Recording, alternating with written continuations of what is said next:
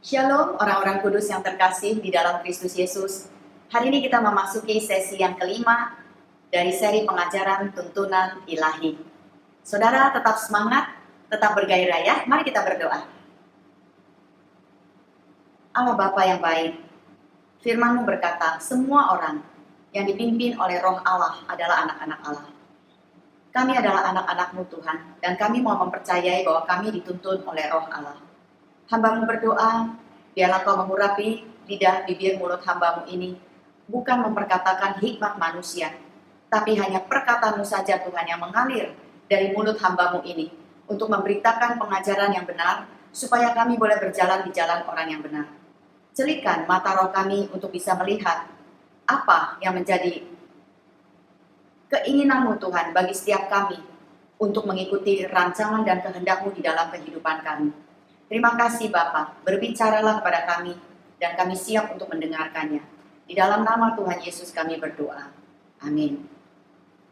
Saudara, yang lalu kita sudah mempelajari bagaimana Tuhan menuntun kehidupan kita, yaitu Dia menuntun kita dengan cara yang paling terutama melalui roh. Bukan melalui apapun juga, tapi melalui roh yang sudah Tuhan berikan di dalam tubuh kita ini. Lalu tuntunan yang kedua adalah mendengarkan suara roh kita. Karena roh kita itu mempunyai suara, yaitu hati nurani kita. Dan kita sudah mempelajari begitu banyak di dalam firman Allah bagaimana Paulus mengikuti tuntunan hati nuraninya di dalam pelayanannya. Dan kita melihat bagaimana Paulus mendengarkan suara Tuhan, dan lalu dia menangkapnya di dalam manusia rohnya, dan dia memperkatakan semuanya itu dengan hati nurani yang murni. Amin, saudara. Lalu kita juga belajar hal yang ketiga, Tuhan dapat menuntun kita dengan Roh Kudusnya. Dan kita melihat perbedaan antara suara roh dan suara Roh Kudus. Itu ada perbedaannya. Di mana suara Roh Kudus itu lebih otoritatif, sedangkan suara di dalam manusia roh kita itu suara yang lembut yang kita dengar dari Tuhan sendiri. Amin, saudara. Anda tidak akan menjadi bingung. Anda hanya perlu melatih manusia roh Anda. Dan ketika Anda melatihnya, Anda boleh mencatatnya. Semakin Anda melatih, semakin Anda mengerti, semakin Anda tahu, Anda bisa membedakan antara suara roh dan suara Roh Kudus. Amin, saudara. Nah, hari ini kita akan mempelajari tentang metode yang lain.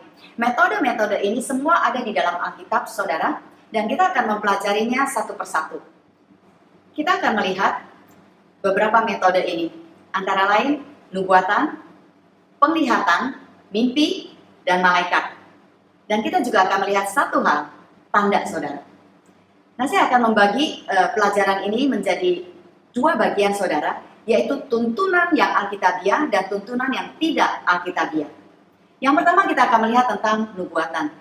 Nubuatan merupakan salah satu cara yang Tuhan pakai untuk berbicara kepada umatnya. Dan ini merupakan cara yang alkitabiah, saudara. Namun sayangnya, banyak orang-orang percaya yang suka mencari nubuatan. Orang mengejar-ngejar di mana ada hamba Tuhan yang bisa bernubuat, saudara. Apakah ini alkitabiah? Saudara, kita ingin mengetahui apa sih sebenarnya Tuhan perkatakan tentang hidupku, tentang permasalahanku, tentang masa depanku. Kita mau tahu, saudara, apa yang Tuhan perkatakan. Lalu kita mencari tuntunan melalui nubuatan, dan kita mengabaikan Roh Kudus yang senantiasa ada bersama dengan kita dan dapat menuntun kita di dalam setiap permasalahan yang kita hadapi, juga dapat menuntun kita kepada hari depan kita. Lalu saudara, apakah di dalam perjanjian baru kita masih memiliki pelayanan nabi? Ya saudara, tentu saja. Ya, kita masih memiliki pelayanan nabi. Karena kalau kita lihat dalam kitab Efesus dan 1 Korintus, itu ada, saudara, pelayanan nubuatan itu, atau karunia nubuatan itu. Jadi Tuhan masih ingin membangkitkan nabi-nabi di zaman ini. Tapi saudara, perlu kita ketahui bahwa orang-orang di dalam perjanjian baru itu tidak perlu mencari tuntunan melalui nabi. Kita bisa saja menerima tuntunan dari nabi, tapi kita tidak mencarinya. Karena hal ini sangat tidak alkitabiah. Pelayanan nabi di dalam perjanjian baru adalah untuk mengkonformasi apa yang sudah ada di dalam roh kita ini. Artinya Tuhan sudah menaruhkannya di sini, dan nabi yang memperkatakannya itu, mereka hanya mengkonformasi apa yang akan Tuhan lakukan atau apa yang Tuhan bicarakan kepada kita terlebih dahulu. Amin, saudara. hal yang penting, yang paling terutama yang harus kita percayai adalah tuntunan Allah. Tuhan menghendaki kita untuk mempercayai Dia dan tuntunan yang ada di dalam kita ini. Karena ini menunjukkan iman saudara. Menunjukkan kita percaya yang terutama adalah kepada Tuhan. Dan ini sangat menyenangkan hatinya Allah. Amin saudara. Saya tidak anti dengan para nabi. Saya senang saudara kalau ada orang-orang yang mengkonformasi apa yang ada di dalam roh saya ini.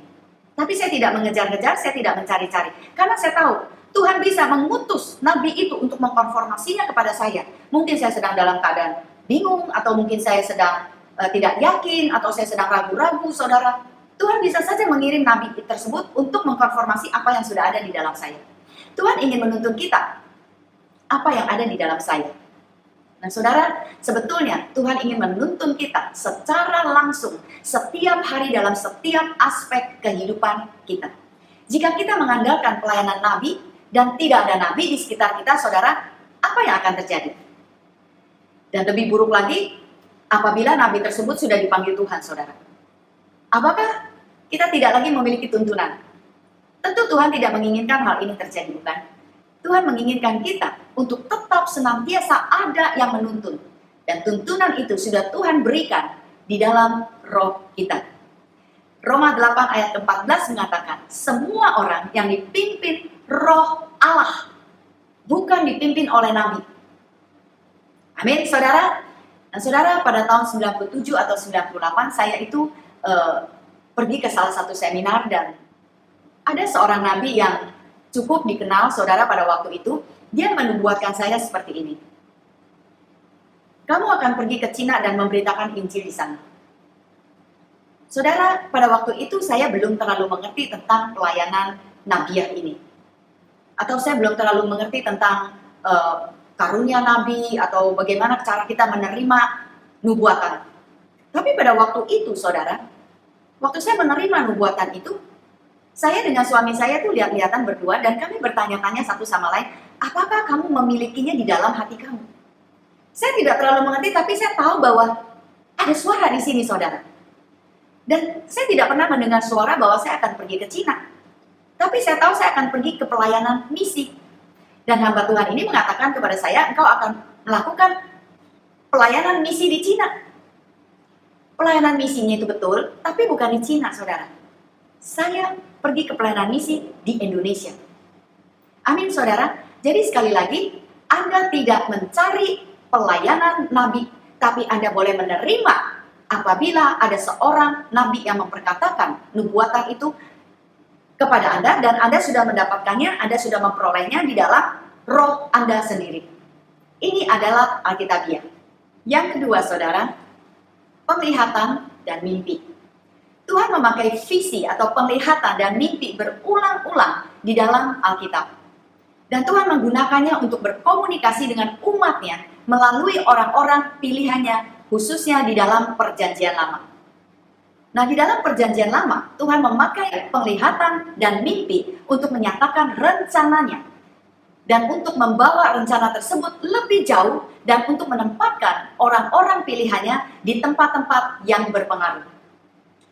Kita bisa melihat dalam peristiwa Abraham, di mana Tuhan menampakkan diri kepada dia di dalam Kejadian 15, saudara, untuk menyatakan atau untuk mengkonformasi, untuk meneguhkan Abram bahwa dia akan memiliki seorang anak laki-laki dan Abram akan menjadi bapa banyak bangsa. Lalu kita juga melihat Yakub. Dia mendapat mimpi yang sangat terkenal, saudara, di mana dia melihat ada tangga dari bumi sampai ke surga dan dia melihat malaikat naik dan turun. Kita melihat juga Yusuf yang terkenal sebagai pemimpi dan yang dapat menerjemahkan mimpi. Dan dia memperoleh karunia untuk menerjemahkan mimpi ini, saudara, untuk menyelamatkan bangsa Israel. Lalu kita melihat juga peristiwa Samuel. Samuel kecil, saudara, yang mendapat penglihatan pertama di mana Tuhan memanggilnya untuk menjadi hambanya. Lalu kita juga melihat dalam kisah Daniel, saudara, di mana Tuhan menempatkan dia pada posisi yang tertinggi dan berpengaruh dan memberikan kepada Daniel sebuah karunia untuk menerjemahkan mimpi raja. Dan Daniel sendiri mempunyai banyak mimpi dan penglihatan, Dan kebanyakan mimpi dan penglihatannya itu berhubungan dengan kerajaan-kerajaan dunia di masa yang akan datang dan juga mengenai bangsa Israel. Amin, saudara. Kita melihat lagi ada banyak peristiwa yang terjadi melalui penglihatan dan mimpi. Salomo, saudara, dia mendapatkan mimpi dari Tuhan. Lalu Firaun, lalu tentara Midian dan juga Amalek. Mereka semua mendapatkan penglihatan dan mimpi yang dari Tuhan. Lalu di dalam perjanjian baru, mimpi dan penglihatan juga dipakai untuk menjadi sarana informasi di mana tuntunan tidak dapat ditemukan pada waktu itu. Contohnya, saudara, di dalam kisah Lukas, di mana Nabi Zakaria pada waktu itu, saudara, diberi penglihatan pada waktu dia ada di dalam ruang Maha Kudus. Malaikat menampakkan diri kepada dia dan mengatakan bahwa istrinya akan mengandung, dan anak yang akan dilahirkan ini akan menjadi pendahulu Yesus, yaitu Yohanes Pembaptis. Lalu kita juga melihat peristiwa Yusuf. Dia diberi mimpi untuk tidak menceraikan Maria, dan dia harus membawa Maria ke Mesir segera setelah Yesus dilahirkan. Kita juga melihat peristiwa Cornelius, saudara, di mana pada waktu dia berdoa, dia mendapatkan penglihatan dari seorang malaikat yang datang dan berbicara kepada dia untuk menjemput Petrus di Yope agar membawa Petrus ke rumahnya untuk memberitakan Injil keselamatan kepada Cornelius. Karena malaikat tidak boleh memberitakan Injil, saudara. Malaikat hanya membawa pesan Allah tapi bukan memberitakan Injil keselamatan. Dan kita juga melihat beberapa peristiwa dalam kehidupan Paulus dan pelayanannya di mana dia selalu mendapatkan penglihatan di dalam perjalanan misinya. Paulus pernah mendapatkan penglihatan, ada orang yang memanggil dia untuk segera datang ke Makedonia, dan mereka mengambil keputusan ini merupakan tuntunan Allah untuk memberitakan Injil di sana. Lalu kita juga melihat Paulus mendapatkan visi, Tuhan menampakkan diri kepada dia dan menyuruh dia untuk tidak menjadi takut, tapi untuk terus memberitakan firman. Nah, saudara, kita melihat banyak lagi kisah-kisah di dalam perjanjian baru di mana Petrus juga mendapatkan penglihatan, Yohanes mendapatkan penglihatan yang luar biasa di Pulau Patmos, istri Pilatus, Ananias, 3 orang Majus yang diberikan mimpi supaya dia jangan kembali melewati jalan yang sama dan menghadap Herodes lagi. Nah, saudara, beberapa dari visi dan mimpi tersebut itu ditujukan untuk mempersiapkan kedatangan Yesus dan pembentukan gereja Allah di muka bumi ini. Saudara, pada antara tahun 97-98, saya juga mendapatkan sebuah penglihatan yang pada waktu itu saya tidak mengerti sama sekali, saudara. Tapi saya ingat penglihatan itu. Dan saya tahu kalau penglihatan itu datang daripada Tuhan, maka itu akan tersimpan, saudara, di dalam manusia roh kita. Dan itu tidak akan pernah lenyap begitu saja. Saya masih bisa ingat sampai saat ini bagaimana penglihatan itu datang. Pada waktu itu, saudara, saya sedang berdoa, dan tiba-tiba saya melihat ada sebuah tangan yang sangat besar yang sedang membidikkan sebuah anak panah, lalu melepaskan anak panah itu, lalu anak panah itu, saudara, terbang begitu sangat jauh melewati lautan, lalu memasuki pulau. Saudara, hari ini saya bisa mengerti tentang penglihatan itu. Ternyata Tuhan itu mengutus saya untuk menyeberangi lautan, memasuki pulau demi pulau, desa demi desa. Bahkan, saudara, saya itu bisa pergi dari gunung yang sebelah sini, itu saya muter, saudara, naik untuk turun ke balik gunung. Dan itu saya harus traveling kira-kira 7 jam perjalanan naik mobil, saudara, naik kendaraan. Saya pergi kemana-mana, saudara, naik pesawat terbang, naik truk, naik kapal, itu apa namanya, kapal klotok, saudara, naik sepeda motor, semuanya sudah saya jalani. Karena penglihatan tadi itu. Dan saya menikmatinya, saudara. Sekalipun itu melewati berbagai macam pulau, tapi tidak ada rasa takut sedikit pun di dalam hati saya. Saudara, kalau Tuhan yang mengutus kita, Anda tidak akan memiliki rasa takut. Amin, saudara. Haleluya. Lalu apakah perbedaan antara mimpi dan penglihatan? Keduanya sama, saudara. Kita melihatnya di alam roh. Karena waktu Anda tidur, tubuh Anda ini tidak bergerak. Anda tertidur, tapi roh Anda itu tidak pernah tertidur. Roh Anda itu bisa pergi kemana-mana saja. Oleh karena itu, apa yang Anda isi di dalam roh Anda itu sangat penting. Kalau Anda banyak mengisinya dengan firman Allah, Anda banyak bersekutu dengan Tuhan, maka Anda akan tidur dengan tenang, penuh dengan kedamaian. Tapi kalau Anda tidur dengan pikiran yang kusut, dengan penuh masalah, penuh dengan ketakutan dan kekhawatiran, maka saudara, roh Anda itu juga akan mengalami kegelisahan. Anda akan tidur bolak-balik, tapi Anda tidak bisa mendapatkan tidur. Alkitab berkata kepada kita, tidur adalah sebuah upah. Haleluya. Saudara, mimpi artinya tubuh kita dalam keadaan tidur. Tapi penglihatan itu bisa kita dalam keadaan sadar. Mungkin pada waktu kita sedang berdoa, pada waktu kita sedang bersekutu dengan Tuhan. Dan ini bahkan bisa terjadi setiap saat, saudara. Contohnya Petrus. Petrus pada waktu itu sedang rasa lapar, dia sedang menunggu di atas loteng, dia menunggu makanannya datang, dan pada saat itu antara sadar dan tidak sadar, dia mendapatkan penglihatan tentang binatang-binatang yang diturunkan di dalam kain itu, saudara. Jadi ini perbedaan antara mimpi dan penglihatan. Lalu apakah Tuhan masih memakai mimpi dan penglihatan sekarang ini? Saudara, Tuhan bisa berkomunikasi dengan kita melalui cara apa saja yang dikehendakinya setiap saat. Namun dengan adanya Alkitab, kita melihat setelah kisah para rasul, kita jarang melihat adanya penglihatan dan mimpi dibicarakan. Mari saudara, kita melihat apa yang perlu kita ketahui tentang mimpi dan penglihatan. Yang pertama, saudara, kita sudah memiliki semua jawaban di dalam Alkitab untuk hal apapun juga yang ingin kita ketahui. Mulai dari kehidupan kita sekarang ini, saat ini, sampai kepada kekekalan. Semuanya ada tertulis di dalam firman Allah. Jadi kita tidak meninggikan mimpi dan penglihatan, saudara. Karena seringkali saya melihat orang itu selalu berkata, oh saya mendengar, oh saya melihat, oh saya bermimpi. Seringkali orang meninggikan penglihatan dan mimpi, saudara. Dan ini tidak terlalu alkitabiah. Karena Tuhan sudah menuliskan segala sesuatu bagi kita untuk kita bisa mengerti tuntunan Tuhan. Amin, saudara. Namun saya tidak mengingkari apabila Tuhan ingin berbicara kepada Anda melalui mimpi atau penglihatan. Dan jika Anda merasa Tuhan itu berbicara melalui mimpi atau penglihatan, silakan saudara. Tapi apa yang saya ingin Anda lakukan? Anda harus berdoa, meminta konfirmasi dari Tuhan, dan meminta konfirmasi dari firman Allah. Firman Allah harus memperoleh tempat yang tertinggi daripada mimpi dan penglihatan. Kita harus minta petunjuk apa yang harus kita lakukan melalui mimpi dan penglihatan tersebut. Amin, saudara.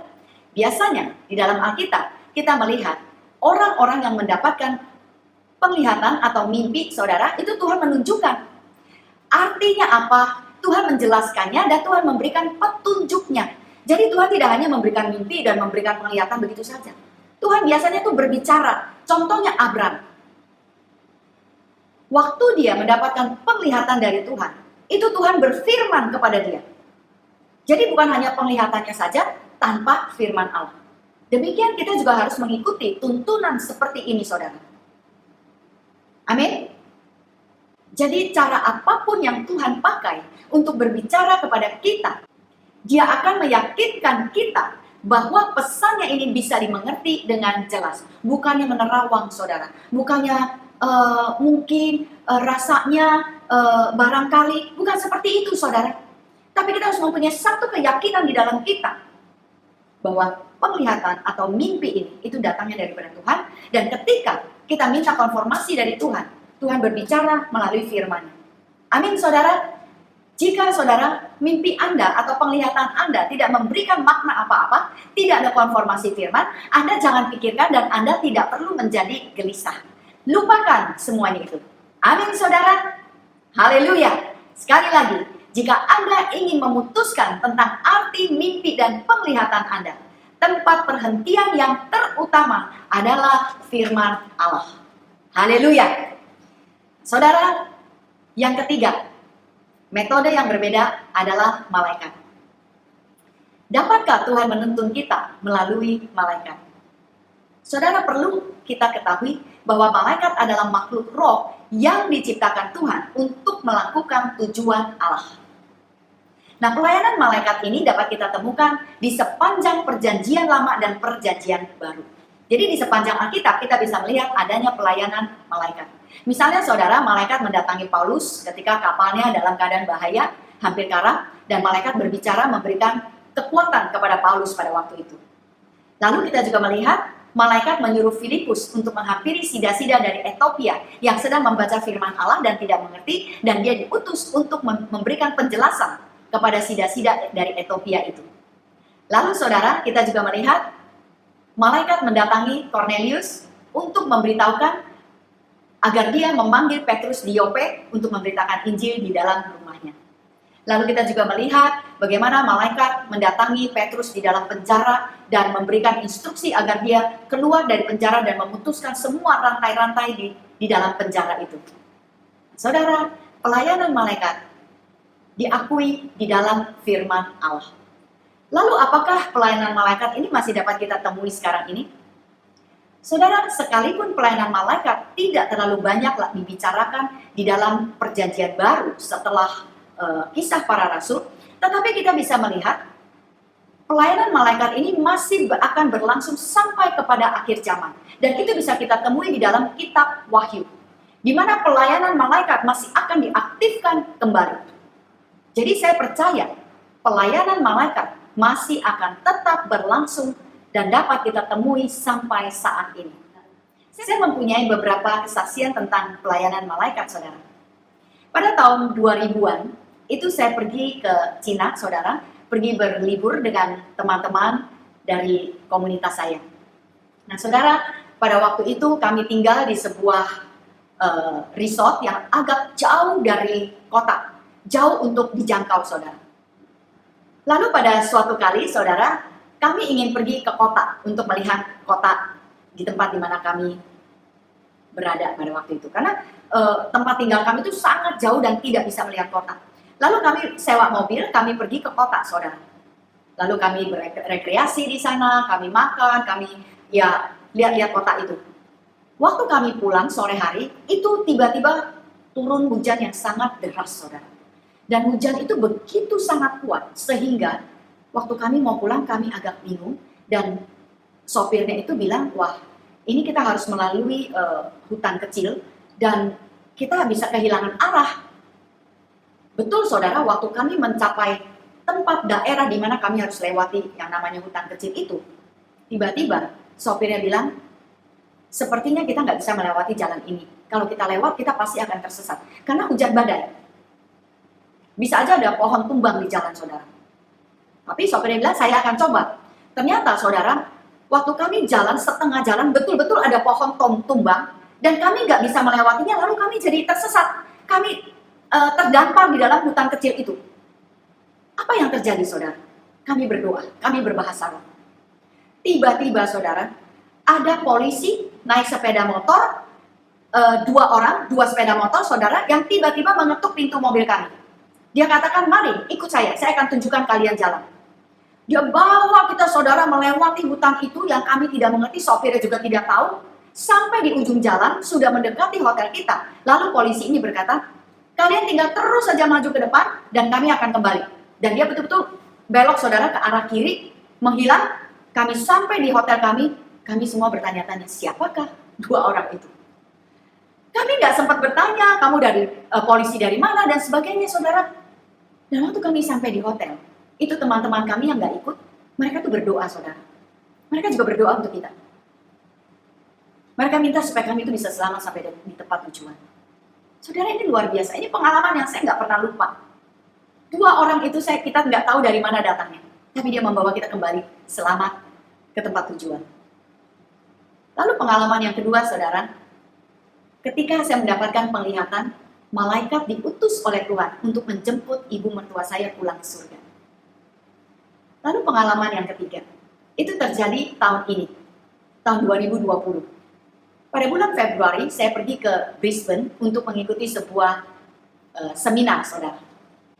Nah, pada waktu saya tiba di sana, itu hujan, dan kami naik taksi untuk pergi ke hotel. Waktu kami sampai di muka, kita sewa sebuah apartemennya. Waktu kami sampai di depan apartemen itu sudah jam 7 malam, kira-kira, saudara. Jam 7, jam 8 begitu. Jadi, sudah agak gelap, lalu hujan sangat deras.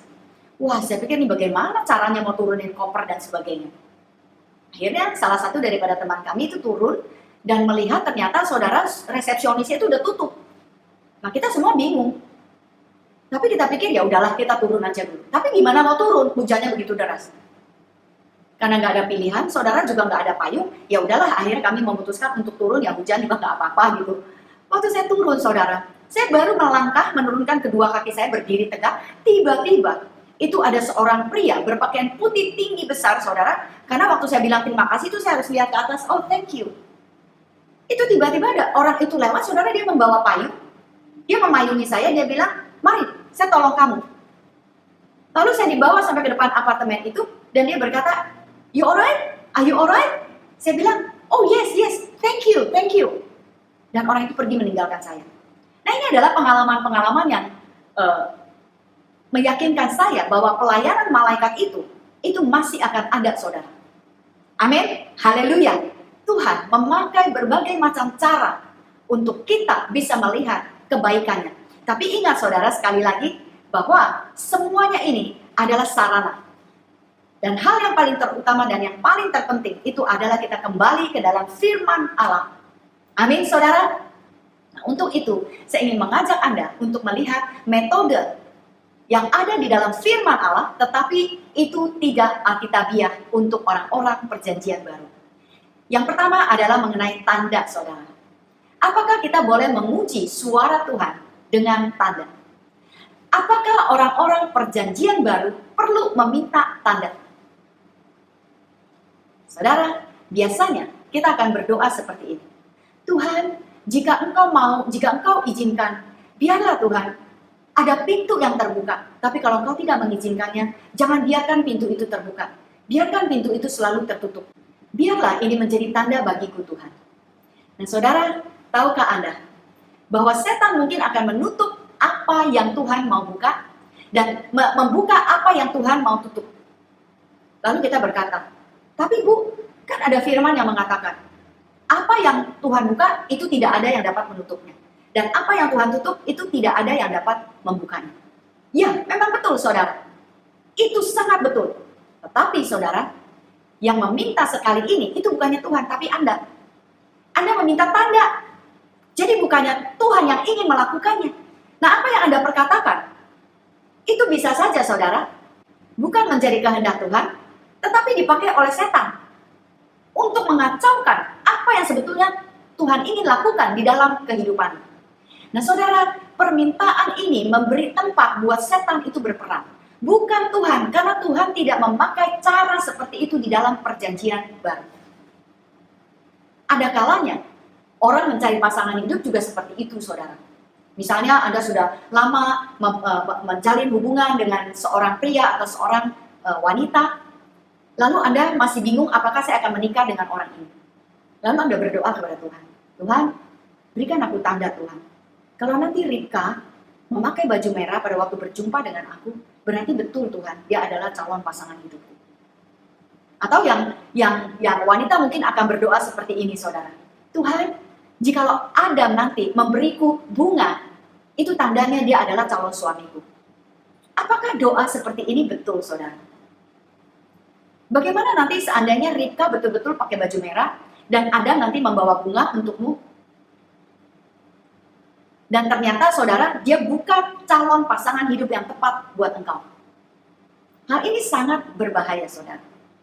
Ada banyak orang memakai tanda-tanda seperti ini dan mengakhiri perjalanan imannya secara kacau. Imannya menjadi kandas, imannya menjadi tergoncang saudara. Karena dulu dia bilang, Tuhan aku sudah minta tanda kepadamu. Tapi kenapa sekarang kejadiannya seperti ini Tuhan? Tidak sesuai dengan apa yang ku kehendaki. Betul saudara? Nah saudara, Anda mungkin berkata, Gideon juga memakai tanda loh Bu. Saudara betul, Gideon memakai tanda. Gideon sesungguhnya meminta 3 kali tanda kepada Tuhan. Pada waktu dia didatangi oleh malaikat saudara, dan malaikat memerintahkan dia untuk membebaskan orang Israel dari tangan orang Midian. Gideon ragu-ragu apakah ini malaikat. Lalu dia bilang sama malaikat itu supaya dia menunggu, dia mau mengolah makanan buat malaikat. Lalu dia mau memberikan makanan itu kepada malaikat. Dan dia mau tahu apakah malaikat ini makan, ambil atau tidak makanan yang dia olah.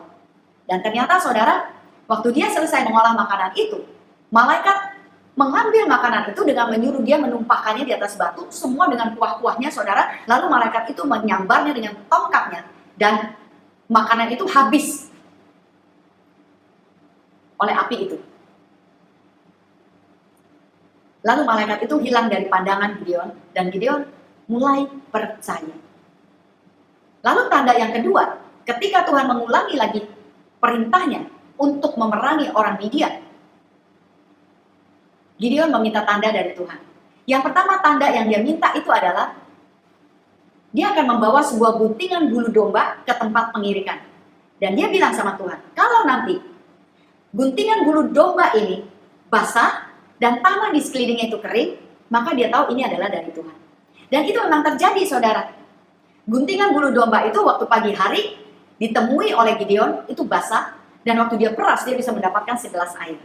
Lalu dia meminta tanda sekali lagi dari Tuhan. Dia bilang, Tuhan, kalau boleh aku minta tanda sekali lagi, biarlah guntingan bulu domba ini kering dan tanah di sekelilingnya yang basah.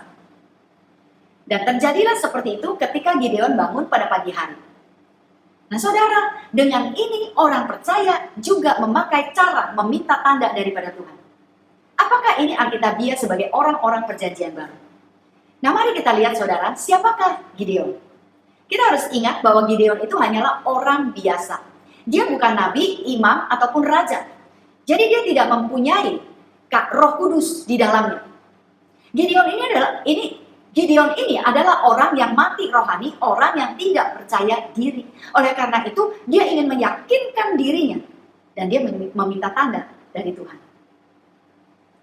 Seringkali saudara, orang percaya, orang yang tulus hati, orang yang ingin mengikuti kehendak Allah, ingin mengikuti tuntunannya, tapi tidak memiliki pengetahuan yang benar, lalu mengikuti cara yang salah. Dan akhirnya menjadi kecewa, menjadi hilang pengharapan, menjadi goncang imannya. Saudara, ini sangat disayangkan. Nah, kita ingin mempelajari hal yang benar. Kita ingin mengikuti tuntunan yang benar, saudara. Kita bukan ingin mencari tanda, tapi kita ingin mengikuti tuntunan Allah sendiri, saudara. Nah, banyak kali orang percaya, ketimbang bertanya kepada Tuhan, mempercayai Tuhan, berdoa, berpuasa, bersabar menantikan Dia, dan mengecek di dalam rohnya, orang-orang percaya lebih suka memakai jalan pintas, yaitu meminta tanda. Ini adalah jalan yang mudah, jalan yang tidak akan merepotkan kita, tidak akan membuat kita menjadi repot, saudara. Tanda merupakan jalan yang mudah dan tidak merepotkan. Namun saudara, kita tidak mau memakai cara yang mudah. Kita mau memakai cara yang benar. Amin, saudara. Anda diberikan tuntunan yang lebih aman, yaitu melalui roh. Di mana di sini ada Roh Kudus yang menuntun ketimbang meminta tanda. Orang-orang perjanjian baru tidak mengikuti tanda. Sebaliknya, orang-orang perjanjian baru memakai tuntunan Roh Kudus, dan tanda akan menyertai orang-orang yang percaya. Orang-orang perjanjian baru tidak mengikuti tanda, melainkan tanda menyertai orang-orang percaya. Markus 16 ayat yang ke-20 berkata, mereka pun pergilah. Artinya orang-orang percaya adalah orang-orang yang bertindak berdasarkan tuntunan Allah. Mereka pergi memberitakan Injil ke segala penjuru, dan Tuhan turut bekerja dan meneguhkan firman itu dengan tanda-tanda yang menyertainya. Artinya saudara, orang-orang perjanjian baru bertindak sesuai dengan tuntunan Tuhan, dan itu membuat Tuhan turut bekerja untuk meneguhkan setiap firman-Nya. Lalu tanda akan menyertai orang-orang percaya. Amin, saudara. Tuhan menuntun kita dengan berbagai macam cara. Tetapi perlu kita ingat bahwa cara yang kita bicarakan pada hari ini, yaitu tentang nubuatan, mimpi, penglihatan, malaikat, itu tidak terjadi setiap hari ataupun setiap saat. Kita tidak dianjurkan untuk mencari hal-hal di atas. Kita boleh menerimanya, tapi kita tidak mencarinya. Kita tidak meminta Tuhan untuk, Tuhan kirimlah malaikatmu kepadaku, aku mau melihat malaikat Tuhan, aku mau menerima kunjungan malaikat. Saudara, We don't do that. Kita tidak melakukan hal itu sekalipun Tuhan bisa melakukannya. Namun sekali lagi saudara, kita hanya mempercayai firman Allah sebagai satu-satunya penuntun di dalam kehidupan kita dan Allah Roh Kudus yang ada di dalam kita. Karena tidak ada ayat yang mengajarkan kepada kita untuk mengejar nubuatan, penglihatan, mimpi, ataupun mengejar-ngejar malaikat. Amin, saudara.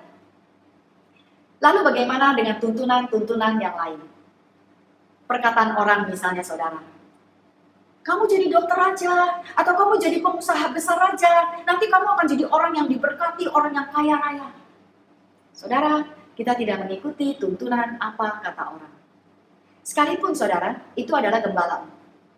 Mari, engkau seharusnya melayaninya di sini, sedangkan di dalam hatimu engkau tahu, seharusnya engkau tidak melayani di tempat sana. Engkau bisa berbicara dengan gembala. Tapi kalau engkau tidak mempunyai tuntunan apa-apa dan gembalamu mengajak engkau untuk melayani dan menempatkan engkau di suatu tempat, saudara, Anda boleh saja mengikuti tuntunan dari Bapak Pendeta itu karena Anda tidak memiliki apa-apa di sini. Kemungkinan, saudara, waktu Anda pergi melayani di sana, Anda menemukannya, oh ternyata sebetulnya saya sudah ada tuntunan itu. Karena Anda menyukainya, Anda merasa damai sejahtera di dalam pelayanan itu bisa saja terjadi, saudara. Tapi ingat, tuntunan itu ada bersama-sama dengan engkau. Amin, saudara. Lalu kemudahan, cara yang gampang, saudara. Pergi aja ke orang pintar yang bisa membaca nasibmu. Pergi aja ke dukun yang bisa menyelesaikan masalahmu. Saudara, kita tidak memakai cara yang mudah. Kita juga tidak memakai tanda seperti yang tadi. Tapi kita mau menantikan Tuhan, kita mau berdoa, kita mau berpuasa, kita mau sabar, kita mau menunggu apa yang Tuhan tuntun di dalam kehidupan kita. Amin, saudara. Lalu bagaimana dengan keadaan? Seperti keadaan saat ini, saudara. Mungkin ada di antara Anda banyak yang kehilangan pekerjaan. Atau gaji Anda mungkin dikurangi karena keadaan ini. Ini banyak terjadi sekarang ini. Mungkin Anda sedang mengalami kesulitan keuangan karena ekonomi yang buruk. Dan ini membuat Anda tidak bisa lagi memberi. Anda tidak, waktu Anda hitung-hitung uang Anda, kalau Anda bayar perpuluhan, mungkin itu akan menjadi semakin mengurangi uang yang ada di tangan Anda. Mungkin saja saudara, engkau tidak bisa lagi memberikan perpuluhan, engkau tidak lagi bisa memberi. Saudara, kita harus tetap memakai hukum Alkitab, hukum firman Allah. Apakah yang diperkatakan di dalam firman Allah? Berilah, maka engkau akan diberi. Jadi persyaratan untuk menerima di dalam Alkitab itu adalah memberi. Kalau kita tidak pernah menabur, kita tidak akan menerima apapun juga. Ini adalah tuntunan saudara yang sudah disahkan di dalam firman Allah. Dan Anda tidak bisa karena keadaan ekonomi, keadaan keuanganmu yang minim, itu membuat Anda tidak lagi memberi. Justru saudara, semakin Anda minim, semakin Anda harus memberi. Karena taburan Anda itu akan menghasilkan sesuatu. Amin, saudara. Ini sudah banyak terbukti di dalam kehidupan saya. Dan ada banyak kesaksian yang saya dengar, saudara. Ketika kita taat kepada firman Allah, itu Tuhan akan menghargai apa yang kita lakukan. Kita tetap mengikuti tuntunan Allah. Lalu saudara, bagaimana dengan ketakutan? Seringkali orang percaya itu dituntun dengan ketakutan. Takut menghadapi sesuatu. Takut ketika dokter bilang penyakitmu ini tidak bisa disembuhkan. Membuat kita jadi langsung down. Saudara, firman memperkatakan, oleh kuasa bilur-bilurku, engkau sudah disembuhkan. Kita tahu bahwa ketika bangsa Israel keluar dari tanah perbudakan, tidak ada satupun yang sakit, saudara. Dan tuntunan ini tetap mengikuti orang-orang percaya. Firman Allah harus menempatkan menjadi tuntunan yang tertinggi di dalam kehidupan. Bukan apa diagnosa dokter. Saudara, saya tidak anti dokter. Saya tetap ke dokter kalau saya sakit. Tapi apapun diagnosa yang diberikan, itu saya selalu mendoakan. Saya selalu mempercayai dan saya kembali kepada firman Allah. Amin, saudara. Haleluya. Lalu ambisi, saudara. Kita juga tidak dituntut oleh ambisi. Misalnya, saudara, saya pernah mendengar sebuah kesaksian. Ada sepasang suami istri yang melayani Tuhan dengan begitu luar biasa. Istrinya ini adalah seorang hamba Tuhan yang sangat luar biasa, orang yang sangat manis, pandai berkata-kata, saudara bisa mengayomi jemaatnya. Dan seringkali orang memperkatakan kepada dia, engkau wanita yang luar biasa. engkau sangat cantik, engkau sangat pandai, engkau adalah penolong yang baik buat suamimu. Semakin dia mendengarkan puji-pujian itu, saudara, tiba-tiba dia timbul sebuah ambisi. Ambisinya ini mengubahkan seluruh kehidupannya. Dia tidak lagi dituntun oleh Roh Kudus, tapi dia dituntun oleh ambisinya. Apakah yang terjadi? Dia mulai merubah seluruh kehidupannya, saudara. Dia mulai olahraga, dia mengubah penampilannya, saudara. Yang dulu rambutnya hanya diikat satu, sekarang dia rubah menjadi sangat modis. Lama-lama, saudara, dia terbawa dengan sampai begitu jauh, dan dia mulai melupakan fungsinya sebagai istri seorang hamba Tuhan. Dia tidak lagi dituntun oleh Tuhan, tapi dia dituntun oleh ambisinya sampai akhirnya mereka bercerai. Ini sangat menyedihkan. Simpson sama, saudara. Dia memulainya bersama-sama dengan Tuhan. Dia mengikuti tuntunan Tuhan ketika dia harus menghancurkan orang-orang Filistin. Tapi ketika, saudara, dia mulai memasuki daerah orang Filistin, dia tergiur dengan Delilah. Dan dia dimanipulasi oleh Delilah. Jika engkau mencintaiku, katakanlah apa yang menjadi kelemahan. Lama-lama, saudara, Simpson terbawa, termanipulasi dengan rayuan Delilah. Saudara, ingat, cara-cara ini sangat berbahaya. Anda harus senantiasa kembali ke dalam manusia rohmu. Disitulah engkau bisa mengikuti tuntunan yang paling aman. Terlebih kalau engkau menjaga manusia rohmu dengan bersekutu dengan Tuhan, mengisinya dengan firman Allah, maka dengan mudah Roh Kudus akan menuntun. Tuhan tidak bekerja dengan sistem atau dengan cara tembak lari, saudara. Begini saja, ikuti cara yang ini, yang mudah, yang gampang. No, saudara. Tuhan tidak memakai cara-cara seperti itu. Kita harus memperbaharui pikiran kita dan menyimpan perkataan Tuhan di sini. Maka Roh Kudus akan dengan mudah terus-menerus, saudara, mengingatkan kita dan membawa keluar semua firman yang tertanam di dalam hatimu ini. Amin, saudara. Tuhan menuntun kita dengan cara yang seperti sudah diperkatakan di dalam firman-Nya. Amin, saudara. Mari, saudara, kita mengakui pengakuan iman kita. Aku adalah anak Allah, aku dipimpin oleh Roh Allah. Amin, saudara. Tuhan Yesus memberkati. Shalom.